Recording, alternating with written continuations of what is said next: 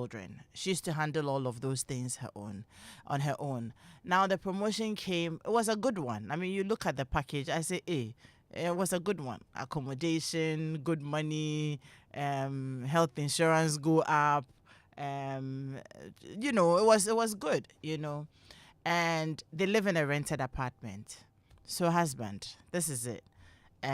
Shall we prepare to move? It's not like, wait, we are now coming to roof the place. It's ready, finished, and everything. Husband says no. Just because they have promoted you doesn't mean that I have to follow you to a new house. We are staying here. They can convert that and give it to you as money monthly. Okay, so that's hanging on the side. And then she said she asked him, now I will have to do a bit more. Sometimes I'll be late and all that. So can I get a help who is a live out? Come in when we're going in the morning, because there's, I think they live in an estate, there's security who can come and do some cleaning around, and if there are a few things, prep and help me. So because you have been promoted, all of a sudden you want to become bossy. You don't want to do your wifely duties again. No. What's all this about? And he went on and on. In fact, she secretly recorded their conversation and played to me, and it wasn't an easy thing at all. So she asked the man, why are you behaving this way? So why am I behaving which way? You are a wife, not that you are my wife. You are a wife, and you will have to behave as such. One, I should follow you to go and live somewhere else, so that all of a sudden it is my house, it is my place, I got it. I'm not having that. Number two, we've had conversations about not needing house helps and things like that. Now you want to go and bring a house help because you have become a boss in the office. Stay in the office with your boss and don't bring it home. Like trying to put impediments her way to just make it difficult. And I was wondering, okay, is it that he's insecure? If he's insecure, have you through conversations or in any way make him feel like once you get a bit more, you will start lording it over him? A reason he wants to cut your wings even to start with. So those questions came up, and she seemed like, I had been praying for this. I'd gone to school, done all of these things, so I've been praying for this. Besides, he used to earn more than him, but and it wasn't okay, but this one, and he thinks that is God's blessings too. So let's take it and better our lots. Papa Nisi Debi. So, sorry, that's one of them. Then there's this. Then there's this other one too that the moment she started getting the money, they left everything for her to do. You have money now. Pay the school fees, do this. What are you going to be doing with your money? And the man says that to whom much is given, much is expected. So do what you gotta do. And then I had conversations around, and it's like, okay, you hear some of the men say that, if your wife is earning more, the better. Your lives become comfortable and everything. But then some people will quickly jump in to let you know that it depends on the relationship you have built, because money can actually topple your relationship over. So depending on the relationship you have built, then it's okay if the woman is earning more. There's somebody who says that even if my wife earns hundreds of million more than I do, she will keep her money. I still would want to be the man and do everything, because I don't want her to come and start doing things. Then it was like, you women, you know yourselves. So there is a certain hesitation there when women have to earn more. And so I thought that, okay, we'll have a general conversation to find out really what is the problem. Because my husband keeps saying that, Charlie, so you're not going to make more money. And when he says, it's our money, Charlie, Edem, if you try this one, make more money. And he wants you to make more money so that our lives will be a bit more comfortable. Then some people too, their wives are making it and it is wahala. So when I did the post, I asked, is it insecurity on the part of the men? Or it's immaturity on both parts? Or is it that they are afraid that the woman will just become arrogant and start lording it over them? Which one is it?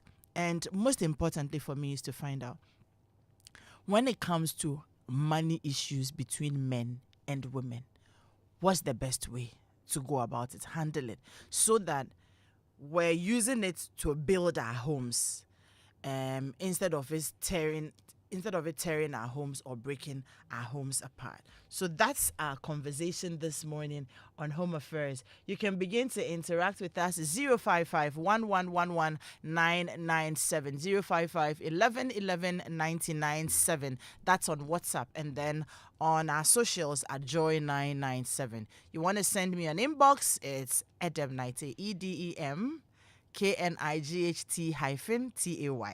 Those of you who made up my names, I've spelled it for you again. And let me say a very big thank you and welcome to my guest. We have Mr. Paul Mante joining us today. I've been meaning to have him forever. Hooray! Paul, you're welcome. Thank you. Paul wears many hats, but for this occasion, he says we should say he is your personal finance advisor. Is that it?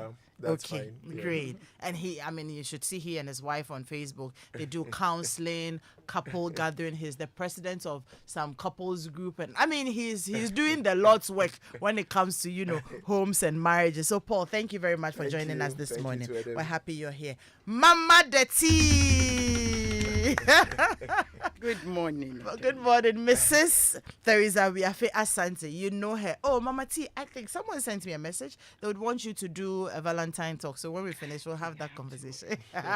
You have too many on your plate already. I can imagine. Yeah, we'll talk about it. So, are you the one who gave my number to someone? I haven't to. I'll tell you. All right.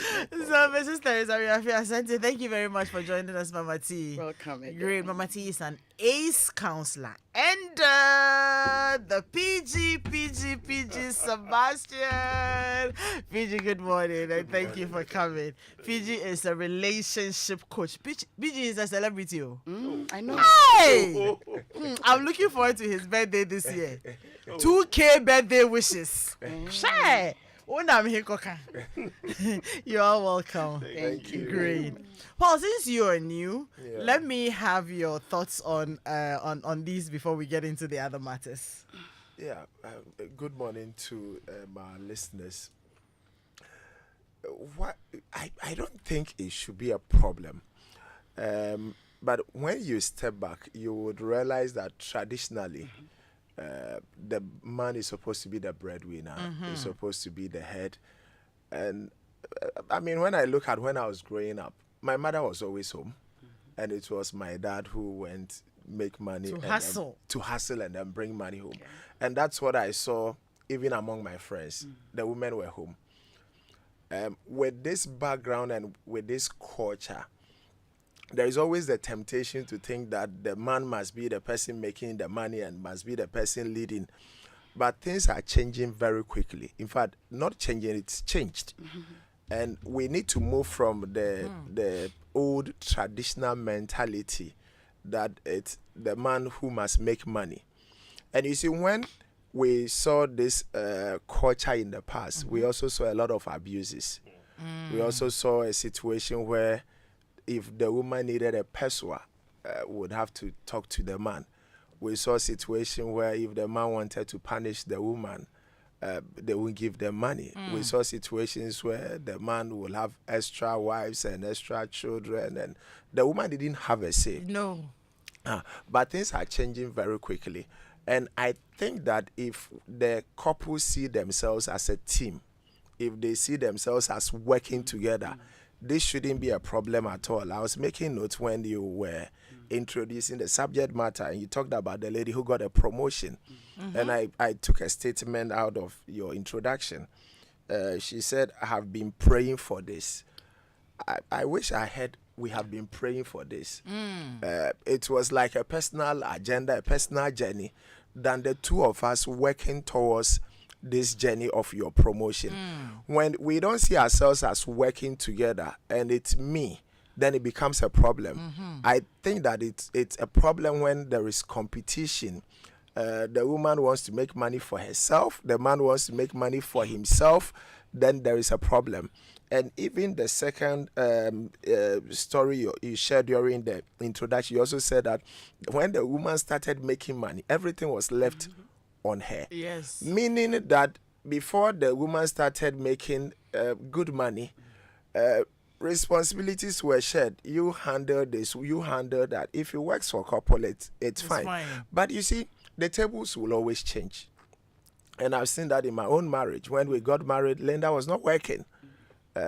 She wasn't working when we got married. And so we started a culture when I was paid at the end of the month. I took everything out of the account. And then I put it in the drawer at home. Charlie, this is what it is. This is it for the month. Nasa. And that's what we did. So 21 years or so down the lane, we never do chop money. It's the same practice. The money comes, it's for us. What do we do with the money? What projects do we have? We have to deal with the school fees. But you know what? At the point, Linda was earning more than me. She was earning far more than me. But it wasn't an issue because it's always been a team. We've always worked together. We work for us. We don't work for me. I'm an MD in an investment company, but I make bonus for us. I don't make bonus for me. Because there are other things she does that we cannot put monetary value on it. Exactly. So ideally, I don't think this should be a problem. Unless we want to get stuck to some old mentality or the couple are not working together as a team and everybody has their own agenda they are pursuing. Great. So, I mean, my takeouts will be that the team effort is always very important. And I like it. I am working for us. I am not working for me, and you are not working for you. You know, and it never must be an issue of competition, especially so. This also means that the basis for the relationship and the marriage should be right. If it is not, that's when we probably will start seeing ourselves as competitors, and I want to outdo you, you also want to outdo me. Thank you very much, Paul. And Edem, sometimes we have to step back and look at the history of the relationship and the history of the marriage. What has happened in the past? Somebody said if you see two people fighting, don't ask what happened. Ask him what happened yesterday. So it's possible because of what has happened in the past that influences reaction as to the woman making good money today. But if we are together, if we are one, if we are working for us, this shouldn't be a problem at all. I want Linda to make more money so I can chop her money. Okay. Let me mention that Paul is the president of the Christian Couples Club. I hope that we have time so that you tell us a bit about the Christian Couples Club. Let me come to you. Mama T, you know what? Let the gentlemen have their first word and then I'll come to you. Let me come to you, PG. Well, since it is the men who are having the problems. Yes. I know. So once again, good morning to our listeners. Edem, so like Paul rightly said, it comes from different perspectives. I mean, there's a cultural perspective as well, where traditionally men have been seen to be the providers. And you see, sometimes I say that some of these things, we shouldn't be extremely hard on the men because, one, they don't know any better. I mean, most don't know any better because of how they have been raised. I mean, they've seen their fathers do it. They've seen their uncles do it. And so it's only natural that they do for them to just continue in the way. You understand? Sometimes it just takes a moment pause to actually do a thorough introspection. And you realize that, I could make better choices. But you see, in the heat of the moment, they are making choices, or we are making choices that is self-preserving. So there is a cultural aspect of it. You know, imagine, and traditionally, I mean, I've had to close my eye when I do certain things at home. Because traditionally they are seen to be women's job. And so you see me typically in my singlets, in my shorts, standing outside and doing some things that ordinarily you wouldn't expect a guy to do. That's why we wanted to come and eat in your house. And you see, it takes a certain kind of man with a certain kind of mindset to overlook the potential of what people are going, the potential of what people are likely to say, or the perception that people are indeed saying certain things. And so sometimes it's just a question also of perception. If I follow my wife, like the guy rightly said, if I follow my wife to go and live in a house that is, in her name or that has been given to her. her. You know, there is that perception, whether it is true or not. It is a perception. And you see, when it comes to perception, we need to understand that it's individual and it's very subjective, you know, and it is built over certain realities and certain perception, fears. So this person is just thinking, if I go and stay in this house and then her colleagues come and see me, you know, how will that feel? If my family members come and then, you know, in the course of the conversation, your place is nice, and then everything. Okay, so then where does this conversation end? Do I lie? Do I say it's for her? And then all of that. So there is that general insecurity. And then again, you see, it's also a reflection on how the man himself or the man perceives himself. If a man hasn't got that confidence, then these things matter to him. It's just like a typical Ghanaian man who gets money. You want to buy a car. You want to live in a rich neighborhood rather than investing the money, because perception is everything, rather than the realities of their own lives. And so people have all these mindsets, and if it is not going in their favor, then they make some of these decisions that are seen to be retrogressive. Again, there is also, like Paul again said, there could also be some prior history. Maybe he's probably picked the woman's behavior. Again, you see, and as a counselor, I've come to learn one thing: don't listen to one side of the story. I have had to hate so many men in counseling room without meeting them, and then I forced that they come into counseling, and then I began revising my notes, and I began confronting the woman that no, you twisted the story. You gave the different dimension to the story. But now that is the fact. Now I hear both sides of it. And so sometimes when we listen to the issue from just one perspective, it's very easy for us to judge the guys unfairly. There could have been something that could have precipitated him having that mindset. And most of the men who say these things, remember, they're also coming from a certain place. I mean, we've seen it, Edem. And this is me being very pro-feminine, but today I'm being very honest and taking off that glove. We've seen a lot, and it's one of the things I always tell women. I always tell them that as you are becoming powerful and as you are rising, understand that there will be that natural temptation to feel that your wings are fully blown and you want to fly, because you lived in a culture where your wings have been clipped for so long. And if you do not manage that flight well, you overfly. No, not you overfly. because it's a world that has been, Oh dear. as we keep saying, it's a man's world. And sometimes you might fall into trouble. There is a way you control power, soft power, without necessarily being aggressive, being confrontational. And if you don't find that fair balance, regardless of what you want to do, a man will always want to prove to you that I am the man, and I will show you where power lies. And you see, until there is a divorce, usually immediately you get on the path of confrontation, it becomes difficult. So sometimes we might also want to know what has been the general history between the two of them. What relationship did they have? What has made the guy very uncomfortable? But I think that generally, it's a cultural thing. A lot of men are not comfortable relinquishing power, because power is money, or money is power. You know, and once you have that economic power at home, you control a lot of things. And letting it go and letting the woman have that kind of money is something that we really struggle with. So yes, there are both sides of it, but I think that generally men can do better. Generally, we can Mama do T, better. before I come to you, I have very interesting. The messages are just pouring in.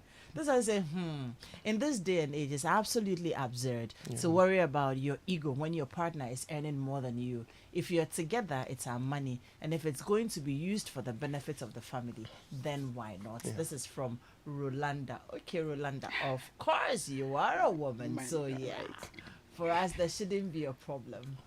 And then let me go on to this one. Someone says my wife. No, someone says my wife ends.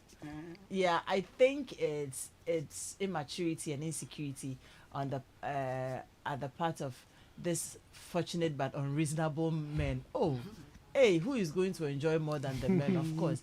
If it's me, I will spearhead our relocation quickly and get us a good, beautiful house help for my eyes. To have Can you extra imagine? fun. I'm now going to spend less and invest more into our future. This is from James. Interesting. Okay. Really, but we don't your friend is saying accept the part of the extra beautiful house help. No. My wife can earn as much as possible, but I will not live in her job provided accommodation with her. I will not prevent her from living in such apartment, but not me. So what are you So doing? You're going to live apart or what? I'd rather we live separately and be No. responsible for ourselves No. than living together and having the woman take over responsibilities. Where you are? Yeah. So Edem, let me just throw in this. I think that the mistake a lot of us have or we make is that we just assume that once the person is receiving the money, they are powerful and that they are going to just jump over us. I have seen too many guys whose wives earn more, but you see, they have also found themselves a space in that ecosystem that has become a space where the woman heavily depends on. So he's a financial, personal finance advisor or whatever. A lot of people make money, but you see, they don't know what to do with the money. And then there is somebody who sits at the back and says, have you thought about this investment? Have you seen this? Have you seen that? So you see, ultimately, it's the woman's money. But when the woman looks at her wealth, she knows that she couldn't have come far without her husband, because this has been a strong backbone. Let's do this, spontaneously. Oh, let's buy this. Edem, let me share my personal, his story. The day I proposed to my wife was the day she got her job, the new job. Yes, and Did you see it coming? no, it was 1st of January, 12 midnight time. I proposed. By 10 a.m., somebody walked into the house and says that there's this job in this company. Would you want to do it? He says yes. In 10 days later, my wife was working in a gold mine. Wow. And she was earning more than my salary. And I'd worked for 6 years. And, randomly she would come and say, oh, babe, let's go to this place. Let's go to Dubai. Let's travel here. And I'm like, listen, 1, we are not married.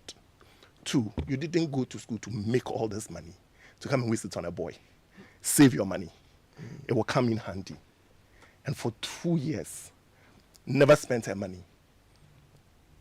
A day we had to do a major project, she was financially prepared. I was financially prepared. And I said, you see, if we had been wasting this money flying business class, going up and down, you would have worked in this industry for this long and you wouldn't have anything to show for. And I kept telling her, if I wanted to drive a Land Cruiser, I would be driving a Land Cruiser. All I have to do is to say, babe, with your level, you need a Land Cruiser. No. And she will buy it, knowing that she doesn't live in Accra. You mislead and her. the car will be parked in the house, and I will be driving it. But you see, I didn't marry you to take advantage of you. Your money is our money. Let's grow the money. Soft life is good for all of us. Let's invest in the things that matter. So that at some point in time, we can both take time off work and enjoy life. Edem, I have constantly pushed her. Whatever she wants to do, I'm like, go ahead and do it. I remember when she was changing jobs and moving to Accra, I said, no, don't take the offer. She said, please, my family has been apart for so long. I need to look at it. I said, don't, because it is a step lower. And I wanted her to earn more. You see? And for me, because like Paul said, it is the bigger picture we are both looking at. Exactly. We are not just, eating just what is right in front of us. We are not looking at this from a micro perspective. It's a big plan. This is for men who have their heads screwed on. And they're very serious when your wife is making more money. It's a good thing, but sometimes the way our wives behave, and their behavior, it changes. Okay. Also, so your sister, Natalie Dosu, happy birthday to you. And this is from your brother, Jackson Gilanyo in Dansuman. He wishes you a very good health and more grace. Okay, Mama T now. It was from Mama Cho. Good morning, everyone. It's a good morning, and we are here to make homes out of houses. I listened to both stories, and I have listened to my gentleman, and I am pleased. Edem, over time, sitting where I sit, I have encountered a number of couples with these particular financial matters. And we have said over and over again, money is very strong, it's very powerful. And so I am looking at it this way. Over the last many years, just like they both have said, we all grew to see our mothers in the house. The mothers who were actually going out to work were doing very menial jobs, very, very menial, cleaning. Those who stepped up a bit were teachers and nurses, or they were selling in the marketplace. And that's all we saw of them. A few of our aunties worked with them. There were secretaries. Secretaries, typists. stenographer secretaries. Oh, dear. And that is all that we saw of women.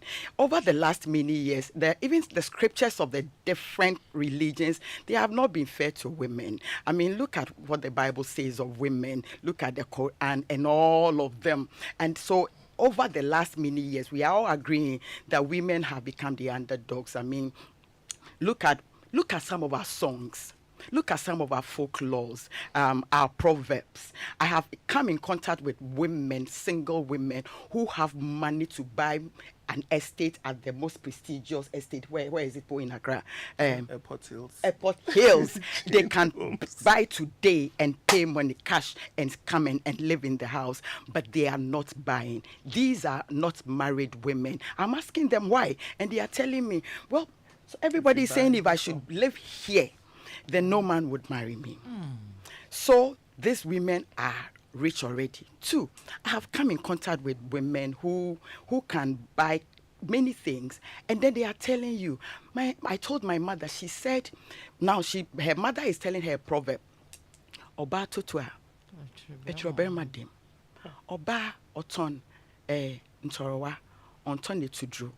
Now, all of these. Now, listen to some of our songs. The one that comes readily to mind is that of the Ragmzo man. What's his name? Jedublambule. Mbawa Edena.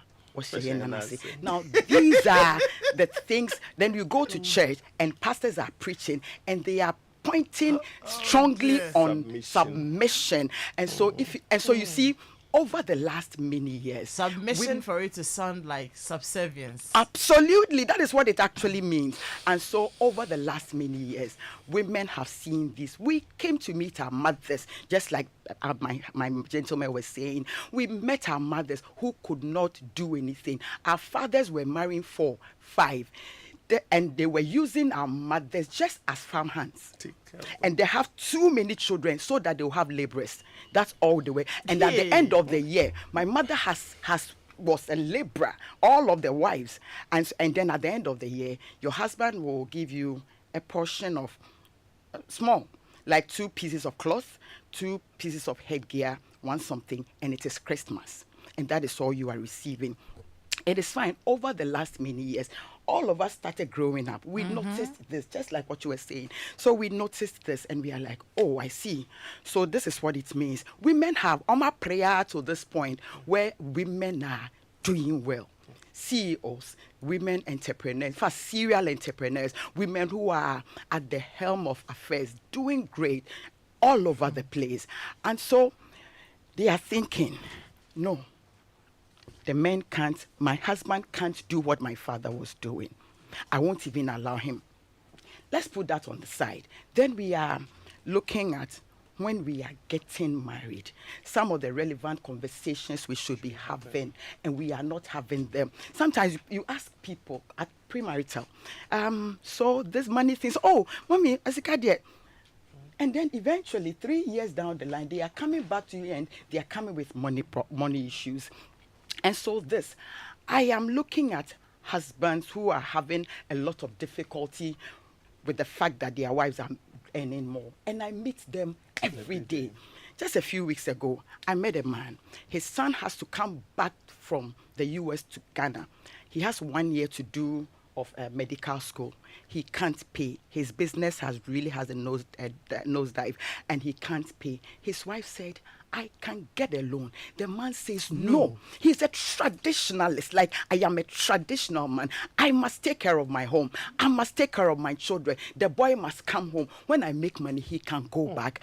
I am wondering. So eventually it ended with me. And I said, Dad, it's my Mr. No. Hey. It is my duty. You see, for the average man, or for a man, he thinks that is how they have been trained. The more, if you are able to take care of your family, then you are a man. Yeah. And so if you are not taking care of your family, what are you doing? Your wife doesn't respect you. Is that not what we are saying? I've heard women say, now who needs to can now pay? I mean, you have to have money to do what you want to do. And so this is what has happened over the years.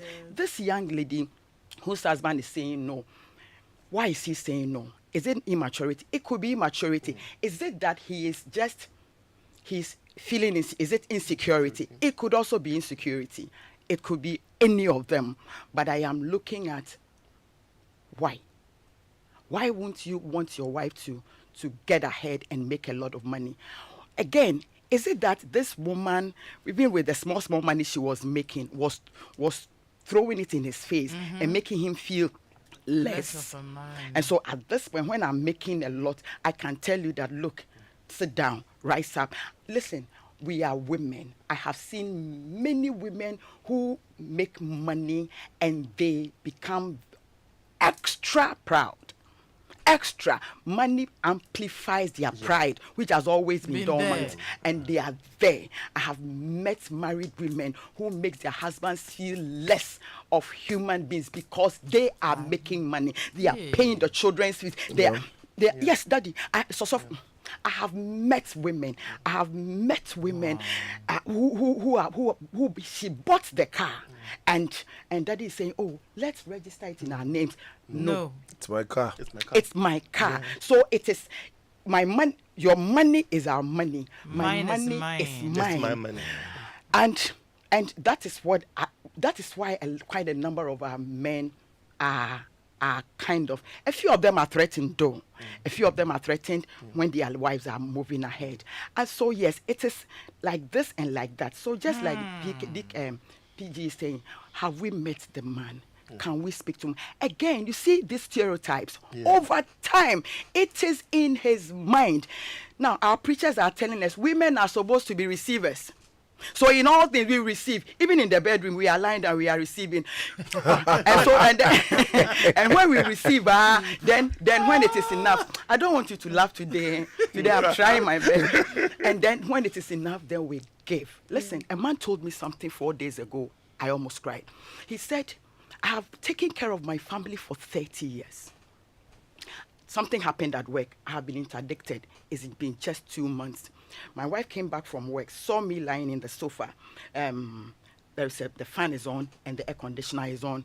She comes close to me and says, "Kweku, now what is that? You see, because you are home and you are not doing anything. Look, don't you know that the fan is on and the air conditioner is on?"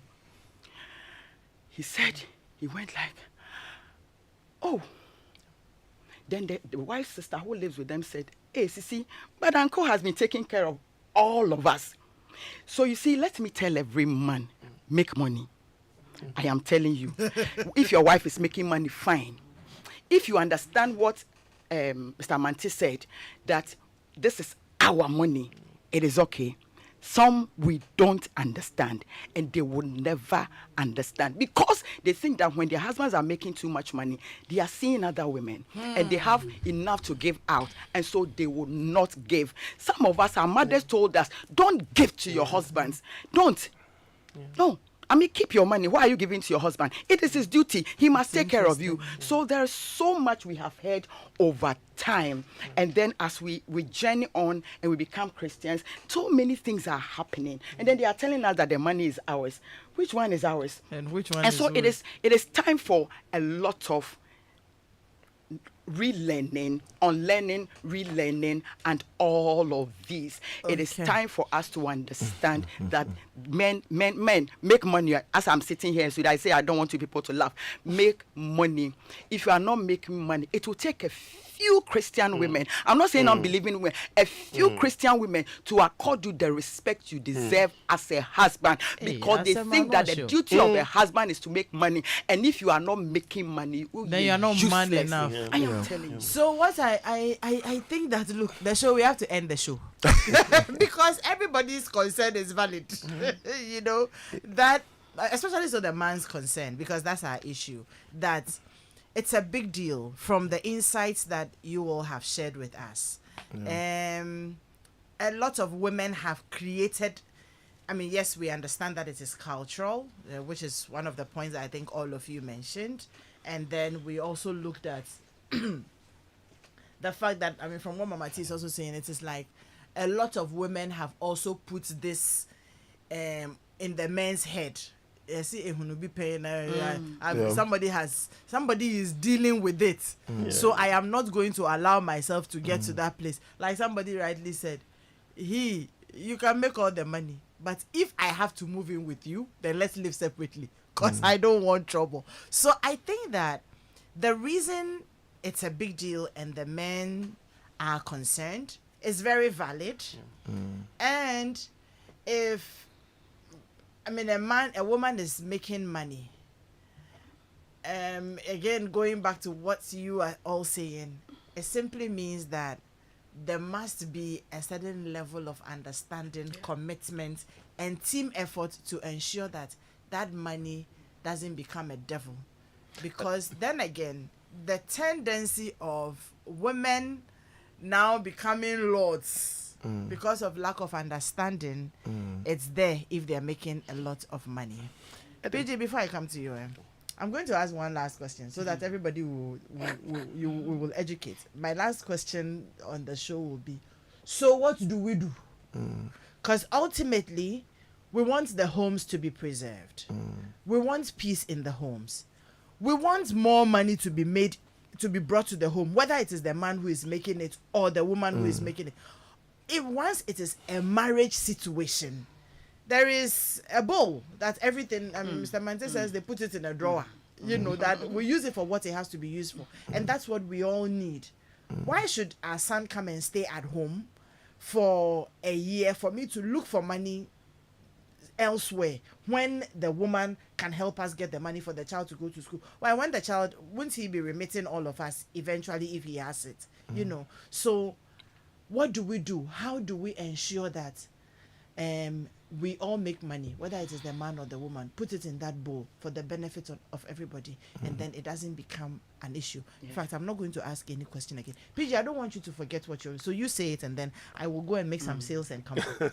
All right, Edem. So what I wanted to also throw in is that this conversation cannot take place without appreciating people's unique characteristics.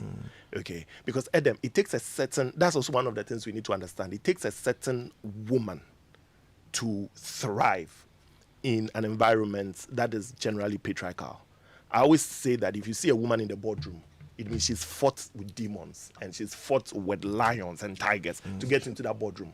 I mean, I don't believe that every woman who is at the top there, you know, did it through what we always accuse them of doing. Like some women have really earned their place, you know, and you realize that it takes a certain character, a certain resilience, a certain, I know what I want and I go after to get to that place. And so you see, it's a personality. And so if you're living with such a person, you need to understand that she is strong across.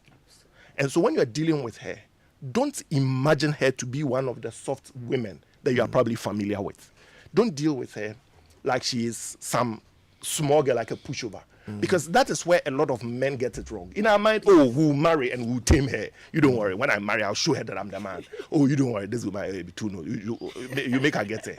So we go into that with that feeling that at some point in time we want to suppress them. So even the approach towards her promotion, her making money, it's not a very smooth approach. It's like, now you want to prove that you are the boss. So you quickly go in with terms and conditions and try to box her in. Naturally, if you make anyone feel threatened about her own social progression, they are likely to resist and they are likely to rebel. And so I think that sometimes it's not necessarily that maybe when the women make money, they cannot suddenly start growing wings. But there's also the possibility that their personality was what actually contributed to their own personal success. And if you're dealing with people who are naturally driven and naturally born to be leaders, you have to deal with them on that level rather than attempting to suddenly suppress them. And I feel that when they start getting there and the men start getting threatened, that is when we start putting in the impediment. And for the woman to prove that you can't do that, they also take on the next step, and it becomes one escalation after one escalation, and then eventually everything collapses. So I feel that we shouldn't also miss the personality of the women involved. Okay. Yeah, Paul. Edem, I mean, so good point. But you see, the points of Mami was making, it is also true that some women make money and they become monsters. Absolutely. They change completely. So she made a point, but I want to go back to that point about the submission.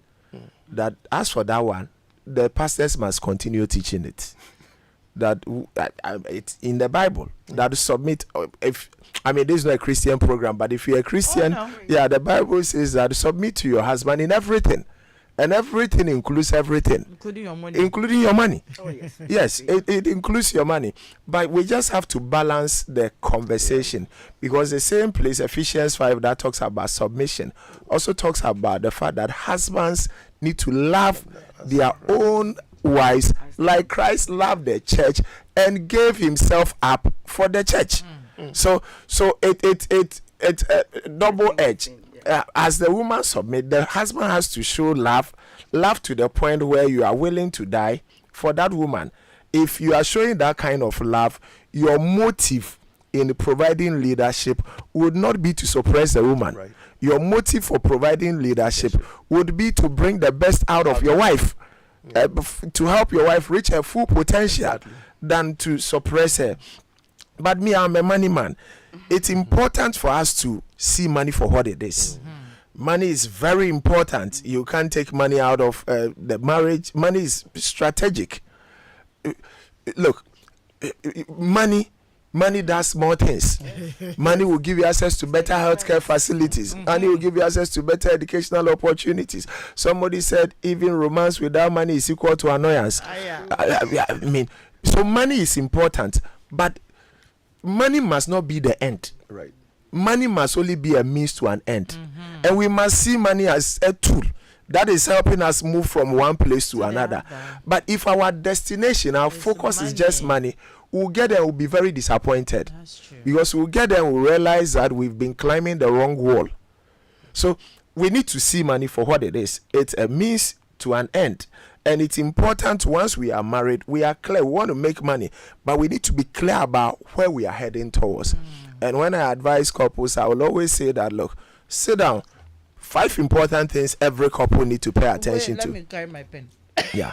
5 important things every couple need to pay attention to. One is our old age, retirement. Right. We need to plan for our old age, because gone were the days where we said we are taking care of the children, so they will come and take care of us. It's changed. It's changed, right? We children are not an investment plan. They are our responsibility. Right. So plan for your old age. Sit down. When we have this plan, when money comes, we are clear that, look, we are thinking about when we are 70, when we are 60, that we need to fly first class, not even business class. And we can travel around the world. Exactly. So when we are making money, we are thinking long term. Right. We are not in competition today. So retirement, plan for housing, a place you can call your own, so you stop paying rent. Number 3, plan for the children's education.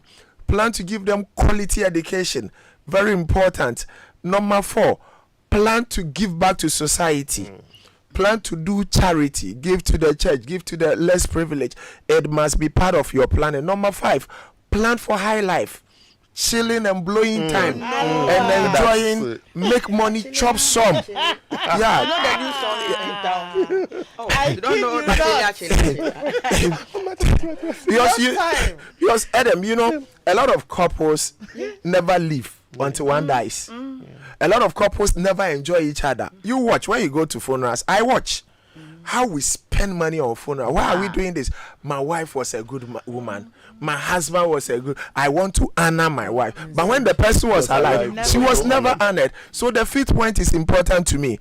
Take a vacation, blow time, chop some of the money, but plan for it. You know, Man, solo boats. some tongues, bro. And that's what we do at Couples Club. We take vacation. We exercise who could go so or something. Just go and chill. We make money. We blow. The beer you are planning every day. Planning. Oh, why? Yes. You've been married for 15 years. You've never taken your wife out. What kind of life is that? So Edem, if we are clear that we are a team, these are the things we are working towards. Whenever money comes, it doesn't become a problem. We are clear where the money is heading towards. I just wanted to add this before you take the break. Thank you so much. Like you. And seriously, if this is on your plan, will you have time to fight? No. You won't have time to fight. So I think that People don't have plan. You people don't have plan. Baba T and PJ, I'll come back to take your final words. I will close. We don't have plan. We'll close the show, but this is really so good.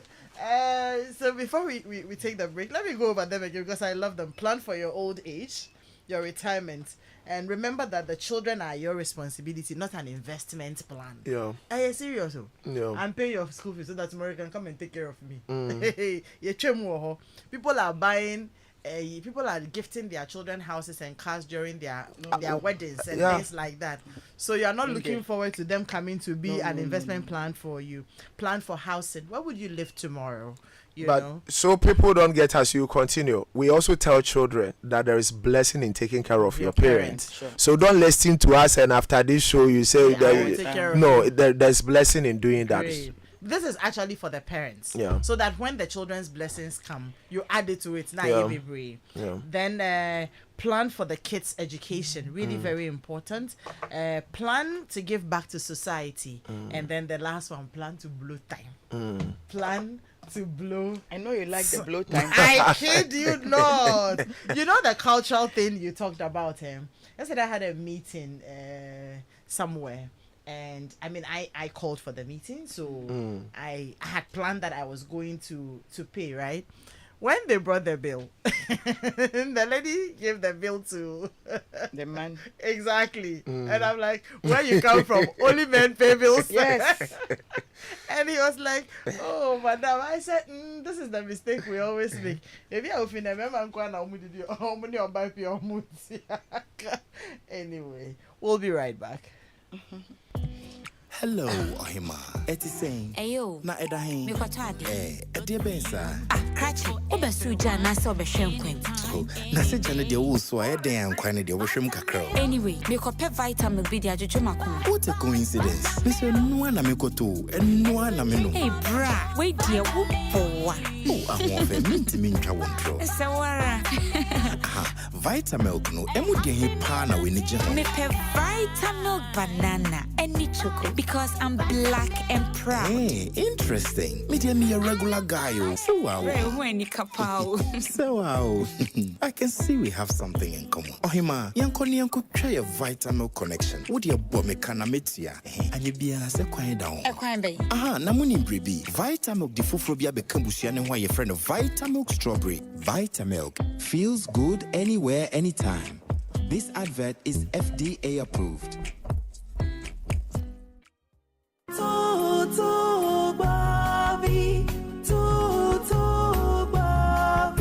Thank you for joining us last week. This week on 40 Weeks and More, we ask, how would you handle it if you found out that your husband, whom you have had 4 children with, died of HIV/AIDS? In this case, the family and all close associates were aware, but you only got to know after someone decided to go behind everyone to inform you. And how blessed does it feel to fall in love again as an HIV patient to someone who is not, and then go on to have more children? Indeed, what God cannot do does not exist. Charity will share her story on 40 Weeks and More with Edem Knight-Tay this Saturday on Joy Prime at 5 p.m. prompt. You can also catch it on YouTube on the Family Forum Africa channel, where you get to win amazing prizes from our sponsors by simply subscribing. 40 Weeks and More is brought to you by NS Chemist Limited, Shape Healthcare Specialist Medical Center, Labadi Beach Hotel, and supported by R. Lurie, Dobeta Merchandise, Lunch Avenue, and Deco Zone. For sponsorship, please contact 059-288-9986 or 0262-874-707. 40 Weeks and More, nurturing lives.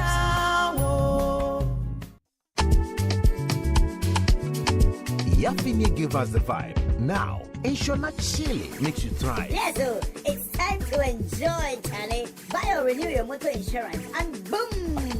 Free fuel coupons and airtime for your sweat. Who no like enjoyment? Skidibidi-bum-ba-dum-bum. From January to June 2025, Enterprise Insurance gives you more reasons to smile on the road. Insure today and enjoy free fuel coupons for your car and airtime for your phone.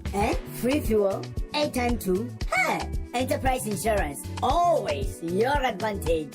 Insure not Chile. It's simple. Insure and enjoy. Ready to secure your peace of mind and experience the fastest claims payment? Visit any of our branches or agency outlets nationwide. Connect with your insurance broker or enjoy the convenience of buying your insurance online through the Enterprise Advantage app today. Terms and conditions apply. Enterprise, your advantage. There's going to come a time that the church will rise as the highest of all the mountains, and saviors will be raised in the church to deal with the world system. And let it be now. We need to have a national focus. We don't have to lose this ambition, or else we work against the Great Commission. They are equipped in righteousness, the agenda to possess the nations.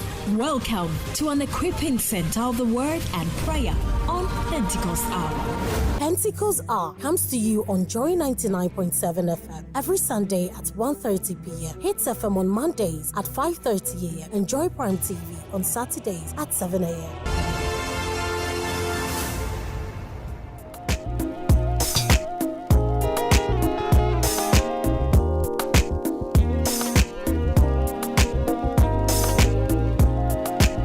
If you're just joining us,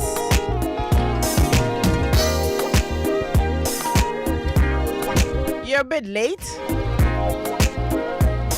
but we still got about some 30 minutes to go, so you can, but you can go back because you need this conversation. The year is just beginning. You'll catch it on YouTube, you'll catch it on, all the other socials at Joy997. We are asking, why is it still a big deal when wives earn more than husbands? And the insights, oh my world. Because I want to believe that if women, if we'll be very arrogant when we have money, if we'll stop respecting our husbands, you walk in and say, because you don't have anything doing, not just because the man lost his job, you start talking to him anyhow and start urging. No man would want their wife to progress. If you make me feel less a man, then I want to believe that even Mr. Mante here and PG here, they will all not want their wives to make money more than them. Yeah. True or false? True. Exactly. Sure. So that is the only thing. If you will start behaving like I am your house boy because God has blessed you and you are making more money than me. It won't happen. And then sure. When I go on my knees, I'm praying against you from morning to night. I'll be praying against you. So it looks like a lot of responsibility lies on us women as well. PG talked about the fact that some women are the way they are socialized. But PG, yes, you're socialized this way. You've gone through a lot. You've built your own strength and everything. But once you make up, then you didn't go for counseling. Because if you're planning to get married and you go for counseling, you will be made to understand that. Yes, you are bagging game. But if you take your game to your marriage, there will be trouble. So your personality is there, but you will have to work it through for the success of the marriage. You can't continue to say that, me dear, this is who I am, so accept me then be alone. Don't come and worry anybody. Now, the joy of every parent is to see their children grow healthy and become more intelligent and physically fit. To achieve this desire, every parent needs to ensure that their children are given nutritious foods that has essential nutrients that can promote their well-being. And one of the best of such nutritious foods is Vitamilk soy milk drink. Vitamilk is made from whole grain soybean, which is a good source of plant protein, and it is enriched with omega-3, 6, and 9 calcium and the essential nutrients and multivitamins recommended for daily living. Vitamilk has no artificial flavoring, no artificial colorings, and it has no preservatives. So why don't you go on and choose the Vitamilk champ for your children, because the protein, the calcium, the omega-3, 6, and 9 in there have all proven to help your adorable children grow smarter, healthier, and stronger every day. Vitamilk comes in its regular soy milk drink. You can have it in the energy booster with no caffeine, the choco, the banana, the strawberry, and it is packaged in the 250 ml and the 1 liter Tetra Pak. Vitamilk is indeed a nutritious beverage that feels good anywhere, anytime.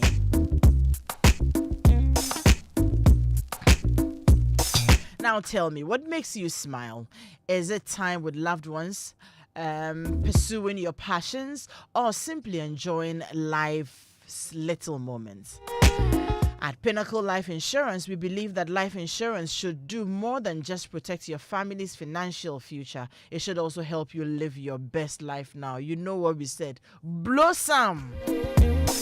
Our policies offer comprehensive coverage, living benefits, and rewards to help you make the most of today, because we think of wealth differently. At Pinnacle Life Insurance, we provide solutions that give you more for your smile, more time, more freedom, more joy. For more information on our policies, please call us on 05014 51400 or visit pinnaclelifeinsurance.com.gh. Pinnacle Life Insurance, more for your smile.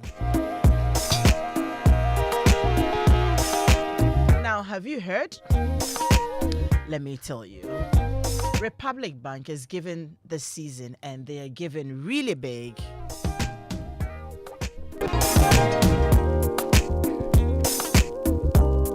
Pay with your Visa credit card and you stand a chance to win an all-expense paid trip to Dubai or a luxury staycation at some of Ghana's best beach resorts, including Maha Beach Resort, Breezes Beach, or Camp Chache.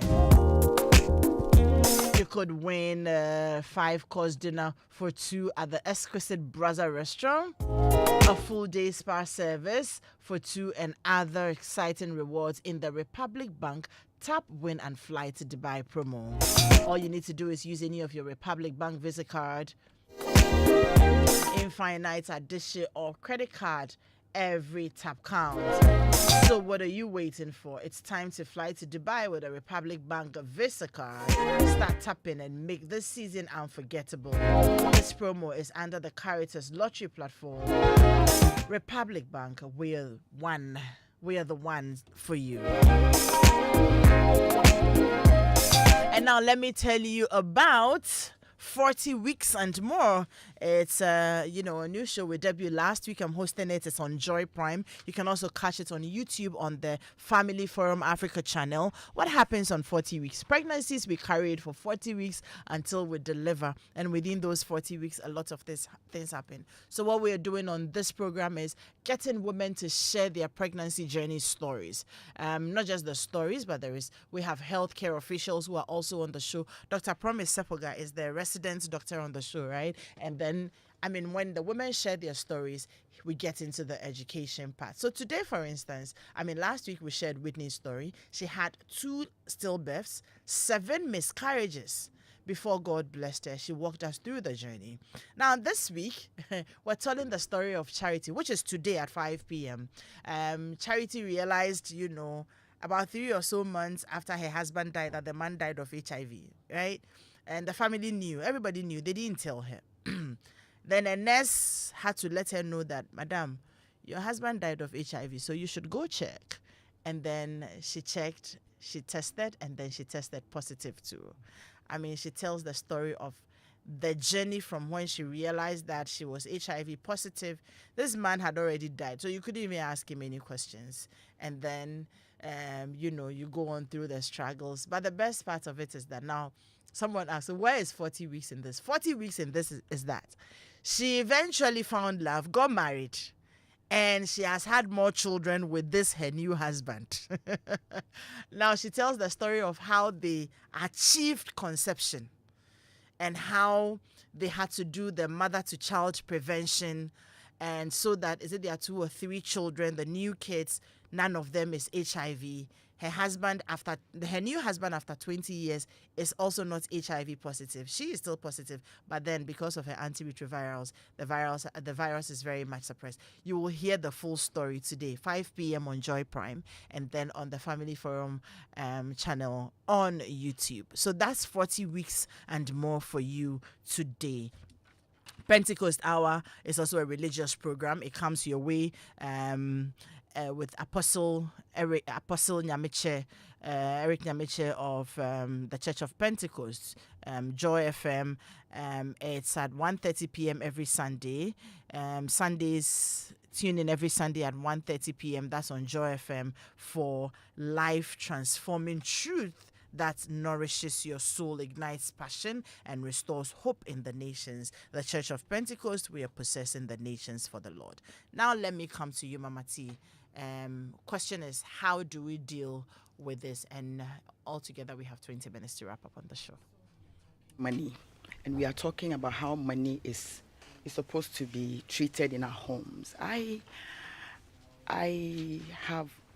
was blessed to have a good counselor when I was getting married. So some of these things has never been a problem. I think when we got married, so everybody's sharing their story, right? Let me share my friend, what is that? And I had a job. My husband was still at the Bible school. And then in the process, we started having children. It was very difficult for me. But when he started making the money, now he was making 2 times. Along the line, I'm going like this and coming. What I am saying is that as a couple, most of us do not even sit down to talk about a number of things. And so we just begin. We have no plan. There's no plan. We are marrying. We marry as the day comes by. And so there's no plan. And so most of the time, we don't understand many of these things. I am just telling wives, if God is blessing you, the understanding that it is us and not me should be brought home to couples again. That it is us in everything and not me should be brought home to couples again. And then we should look also at how we are and then we should also look at both of us. Yes, I have met husbands who don't have anything. Their wives are doing very well. I have met bank managers with ladies who are making all the money. Their husbands are, I don't even want to mention where they work at, but the men are driving the big cars because the wives are buying. These men are also telling me that their wives are not rubbing it in their face. They are fine. And so this is what couples means. And so that is why we are doing it. Do your big one. Brothers, husbands, if you have immaturity in this matter or you have insecurity, the truth is that the women of today are going higher. They are getting into. We're not relenting. No, at all. They are getting into serious areas in their fields of endeavor, and they are making money. And I am thinking that still going forth and back, let's keep being a team, making sure that everything we are doing, it is oneness and togetherness. It makes it much, much easier. Again, for the young man who says that my wife is making a lot more, so I am leaving the whole of the family expenses on her, it's so wrong. In fact, it is wrong. Before God, you are very wrong, because then you have become an infidel. I don't know why a man who is a man should leave the whole of the family's burden on his wife, and he's fine, he can sleep, and he's okay. I do not understand. Let's families come back to the point where we begin to understand that everything that is here belongs to us. For me, Great. That is how I am going. Thank you very much, Mama T. And I mean, I know someone, a lady who says that my husband must level up because of my level. I don't know how she had the conversation, but like Mama T said, the guy no sure that they do any correct job, yeah. But if you see the car he drives and the way he dresses, yeah, it is just so sister's thing is that I have to feel good. And nobody must think less of my man, you know. But like I said, I don't know the conversation they had, and the man has embraced it. Oh, yeah, big boy, rough. Edem. Seriously, and it's admirable. Sometimes, I mean, you meet them, and she is driving a very small car, and this guy is, because we meet at functions, and they have to go different places. Drive the small car, but for her, he is the man, and he always must be seen as such. Nobody should think that You know, but yeah, it is what it is. PG, let me come to you, then I come to Paul. So, my question, remember my question, what do we do? Well, I think that, the first thing, like you rightly said, you marry a person who is not probably there. Your responsibility or your duty is to bring them up. And usually you find men doing that a lot. When they marry, they usually set their women up. Especially if the woman is not working or she's not there, and a guy of a certain social status, you don't want anybody looking at you and looking at your wife in a certain way. So usually you see that. I think it's a general norm. And I feel that the reverse can also come and will also be good. Again, what I would say is when we marry, we should move away from the I, the me, the mine, to, the we, the us, and the ours. It shows togetherness.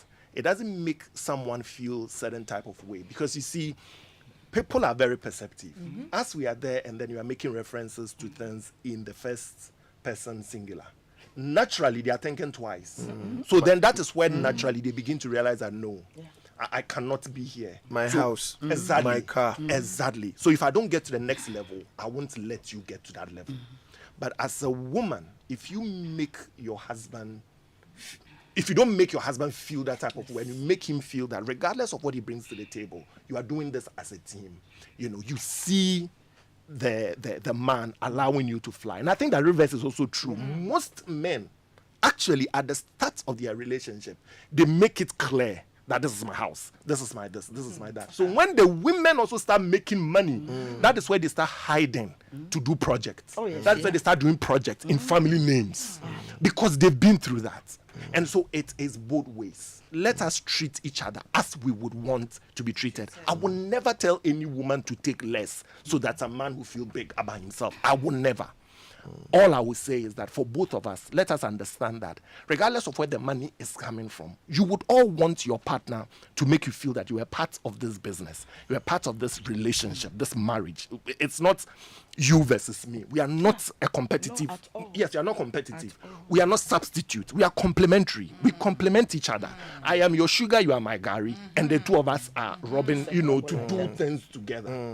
And I will encourage that, because when we begin to do me, mine, his, that is where gradually people start feeling that no, if I don't protect myself, if there will be a certain tomorrow that I will feel that I've been shortchanged or I've been shot in the foot. And so let us also understand that. And I will also encourage, I talked about character and nature. You see, there are things that are factual. That's who a person is. But it doesn't necessarily mean that you need to take into marriage. Yes, you come to this marriage as a very strong woman. You come into this marriage as a very driven, go-getter kind of woman. But you need to understand that once you marry, it ceases to be so in the house. You don't go to work and come back and order your husband around like that is your office. And the reverse is also true for men. When you are powerful at work, immediately you get to your doorstep, you leave it there. You see, let us live in this marriage like we are partners, like we are friends. Let's stop trying to bring our work and our social experiences in the house. You see, people, it's just like men being vulnerable with their emotional needs. When they realize that the woman won't take advantage of them, they are more inclined to be vulnerable. I'm not coming to cry because I'm going through a lot of stress at work and I don't know what to do, break down and cry, and then tomorrow you tell me that now we're kabema and okay. Do you think I'll come and cry again? I won't. You see, so we need to be careful, whether it's a joke or whatever. Again, personality also comes in. Know how sensitive your partner is and know how to communicate some things.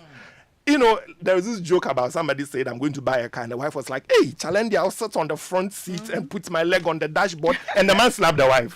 Slapped the wife. He's like, hey, don't you know going to make my car dirty? The car hasn't even been bought. So you see, sometimes we crack jokes, but indirectly, it kind of fits into our insecurity. The car that you haven't bought yesterday. And our perception. So know your partner. No jokes they will take and jokes they won't take. If you are promoted and it's going to be good and everything is going to be nice, even how you communicate it It's important. And this is where emotional intelligence come in. And you see, I can understand women will say, yes, but why should there be so many principles and protocols in how we experience our blessing? But men don't have any of this advice. I can understand. I can understand how that feels. Like, okay, so now when I'm even going to be successful, I need a certain protocol of how I take my success, how I communicate my success. Does my husband have any of that? He just comes home and tells me, hey, that's a Land Cruiser key. That's it. You're supposed to clap for him. And I think that it's also fair if we do that for ladies. Nonetheless, I can also understand the sensitivities in the people involved. So let's manage these things. But please, like Paul said, I'll end on that. Let us always look at the end goal. Because you see, if you see end goal of us flying to Singapore in first class, that's about 16 or 18-hour journey. Yeah. In first class, yeah, you will start. You will stop on first class. Yes, first class. Because economy class, that's where you get upset. But first class or business class, then you will know that money is sweet. When we retired, you're first class. Thank you. And you are paying $18,000 for first class. Then you will know that money is sweet. Yeah. But until you have these grand ideas that you know it can only be achieved with money, regardless of where it is coming from. You will play politics with some of these things. But you see, if you understand that, listen, let me look at the bigger picture. And the bigger picture is good and is beautiful, then I can endure the dirty work. And I always use miners as an example to end, because my wife has been in there. You see them in their jeans. You see them in their overalls, looking very dirty. They show up in town in their pickups, very, very dirty, very brown. Plenty of money. Thank you very much. Thank you. And then we are in our jackets. And we are driving our Mercedes-Benz and our nice cars in Accra.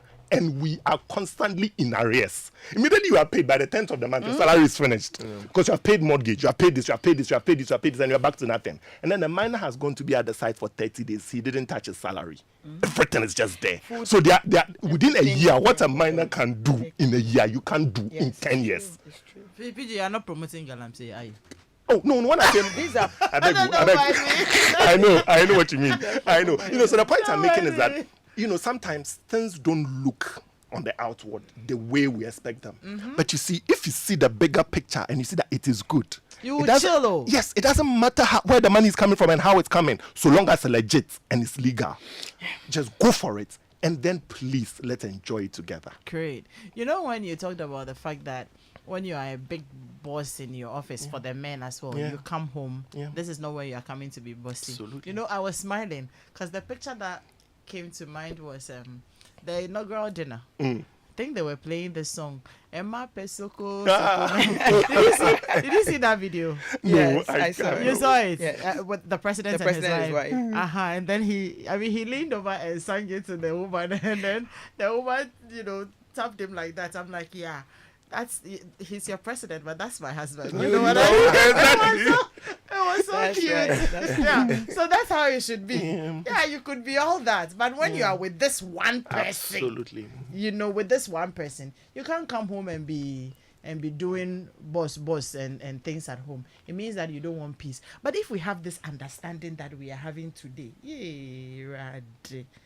blossom. Somebody wrote it. I say, Madam, I love the chop some pie. Waiting. If you're thinking about, and PG also said it, if you're thinking about the future and the kind of future you would want to have, you don't want to be 50, 60 and still struggling.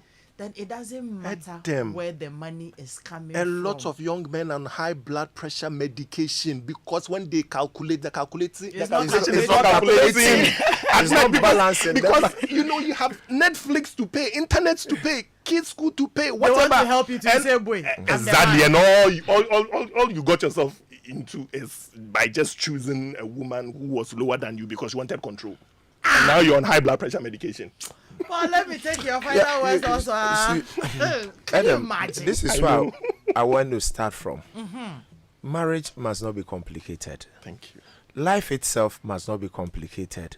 So don't be in a marriage that is a serious matter. Every day you are talking budgeting. Sometimes let's relax a bit. Na abrabona na yebono. Abrabo. Every day you are talking budgeting. So as we plan for tomorrow, let's enjoy today as well. Of course. You see, but it's important for couples to understand that when you are saying I do, and I just made this note. Let me read it. Couples need to know that the saying I do is not just for the honeymoon. It is very easy for altar-bound couple to ignore the fact that they are joining two financial lives together, consciously or unconsciously. Once you get married, the money can be in your account, but whether you like it or not, the money is for the two of you, whether it's in your account or her account. And we need to be clear in our minds. Some couple came to see me for advice, and the woman said, this is my money, I cannot trust my husband, I want to keep my own. I said, no problem. Do you have children? Yes. How many children? 3. Who impregnated you? My husband. You took that risk to carry a baby for a man, the risk of possibly being injected, being given HIV. You were not afraid of that. But you can trust this man with your health and your life, but you cannot trust the man with money. Which one is a priority to you? Money. You brought money ahead of your own life. So money must be seen for what it is. It's important for husbands to provide leadership, whether they are earning less or more. If your husband, you provide, because you are supposed to be the leader. If you are the head, whether you are making less or not, your wife must maybe making more money, but don't step aside. It's her money. I don't care what she does with her money. She's your wife. Your finances are joined together. So still provide leadership. Let's dream together. Young couples, next week, go visit a car dealer. Go look at Mercedes, BMW, Keke, and dream that Charlie will go buy one. When we are dreaming together, when we can see the future together, we kill the spirit of competition. So let's have joint ownership. The things we are doing for us. We are not doing for one person. And let's sit down and also discuss money, our finances. It's one of the things a lot of couples don't do. Let's sit down. Where are we? Where do we find ourselves? You know, the first time I did a computation of our net worth, myself and Linda. Let's put all our assets together. Let's look at all our liabilities. Let's knock the liabilities of the asset, and let's see our smoothness level. It was negative. 2006. Wow. If we sold everything, we were not going to be able to pay our debt. And you know what? We were not even conscious about it. Because we had not sat down to do that. Wow. Once we did that in 2006, by 2008 we had clean up. And on a positive note, and you know what? We do monthly. We sit down and we discuss, and we are clear the progress we are making each month, each quarter, each year. So let's be a bit more deliberate. We are partners. We are not competitors. We are not competitors. So let's be a bit more conscious about the partnership we are in, the covenant relationship we are embarking upon. You married your husband to make him a better man. You married your wife to make your wife a better woman. If you marry a woman and after 10 years she is worse off, shame on you. You must be ashamed of yourself. If you marry the man and after 10 years, when we knew the man, after marriage, his life is getting worse, shame on you. So let's focus on, look, I want my wife to become a better woman. I want my husband to become a better. 5 years ago, I told my wife, wow, 4, what Tenefia, go back to school, go and do your masters.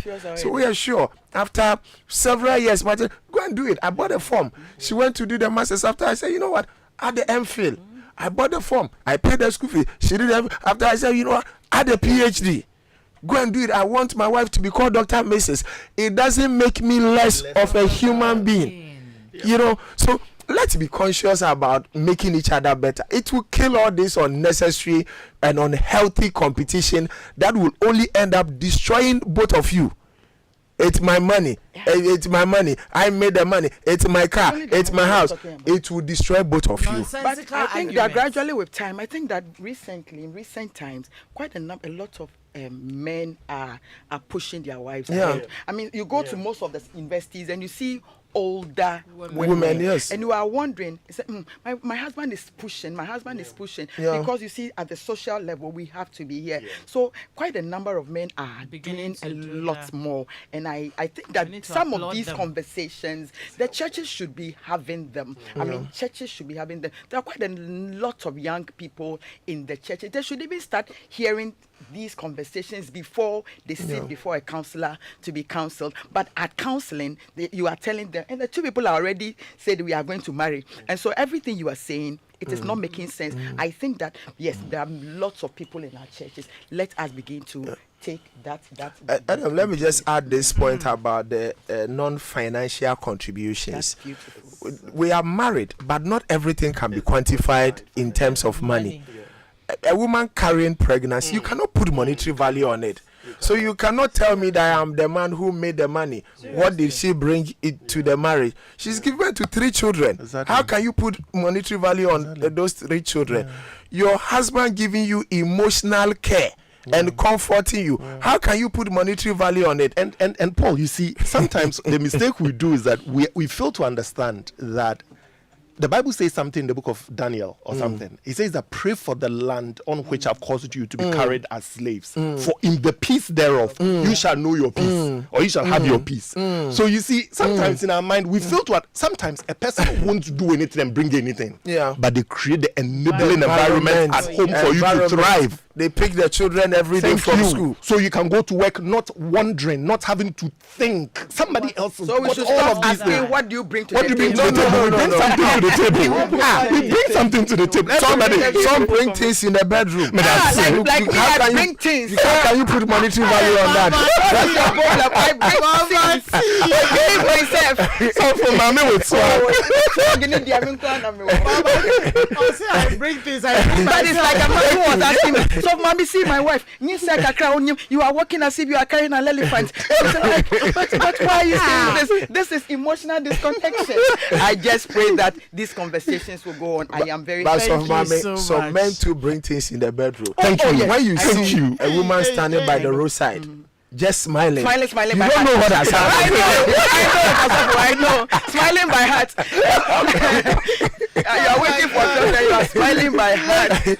This has been a home affairs of a kind. Of course. It has been. It's Mr. Mantio. He has brought all the things I am saying. When I get home, nobody should ask me any question. We need to have a conversation. I mean, Mr. Mantio, we need to have a conversation with him. We should be having this financial conversation with this squad at least maybe once a month or once every quarter, because very it's very important.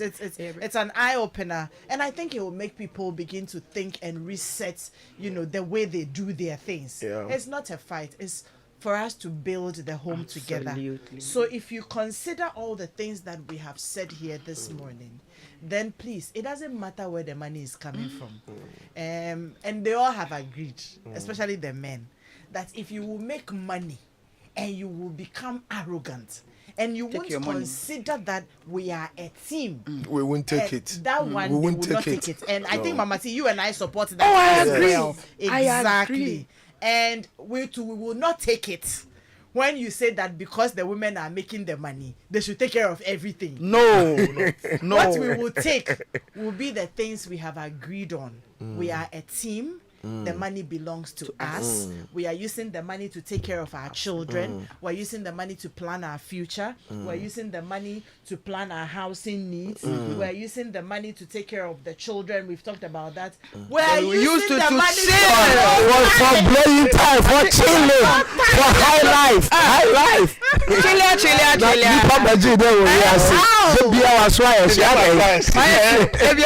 On that note, let me say a very big thank you to you, Paul Mate. Thank you so much for coming on Home Affairs today.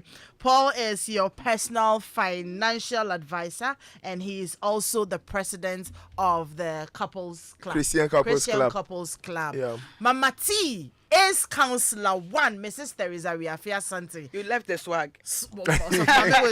Also, Mommy who brings things to the bedroom. Yeah, also Mommy. And our very own PG Sebastian. PG is a relationship coach, like I said, PG is a celebrity. Thank you all so much. And for you at home, thank you for doing the listening. This has been Home Affairs. Next week, we have another show coming for you. This evening, don't miss 40 Weeks and More on Joy Prime and on YouTube Family Forum Africa. We are out of here. I told you my team members, Kojo, they came to see me. They said, Edem, please, this year, can you not take 1 minute of our time? And so, please, we are, no, it was, they sent Kofi to come and do that one. So we are not taking a minute of their time. We're out of here. Thank you all very much. Enjoy the weekend. Bye-bye.